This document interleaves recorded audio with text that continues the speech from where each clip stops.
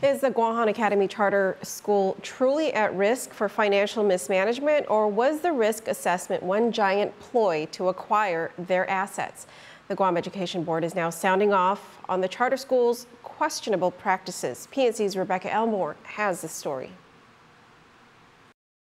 Who's to blame for GUAM Academy Charter School's risk of financial mismanagement? According to GACS administrators, not them.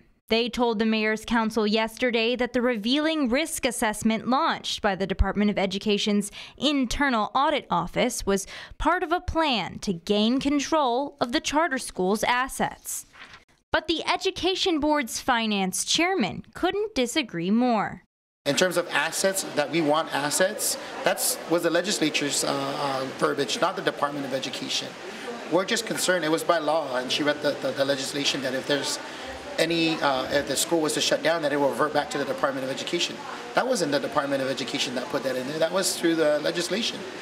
In fact, Mendiola argues that the board has been trying to distance their finances from the charter schools, so they're not potentially liable for any mismanagement.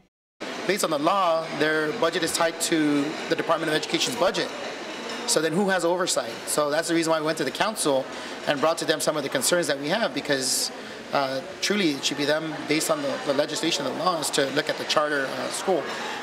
GDOE's Internal Audit Office revealed that GACS posed a high risk for financial mismanagement, questionable procurement practices, and exhibited a lack of budgetary restraint. Strong words, but the risk assessment had figures that were difficult to dispute.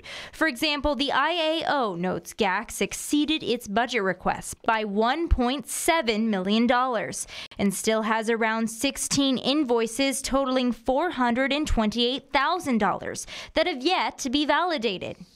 With questionable figures like this, Mendiola is wondering why the Board of Trustees won't meet with GDOE. They had a pre-arranged meeting to meet at the Mayor's Council, and they made a presentation to the Mayor's Council, but, I think they really need to engage with the Charter School Council, who is willing and able to work with them through the process. But I think it's on the Department of Education side is to ensure that, whatever dollars or funding that's coming through the department, that it's accounted for. And that's all we're asking for. Reporting for PNC News, I'm Rebecca Elmore.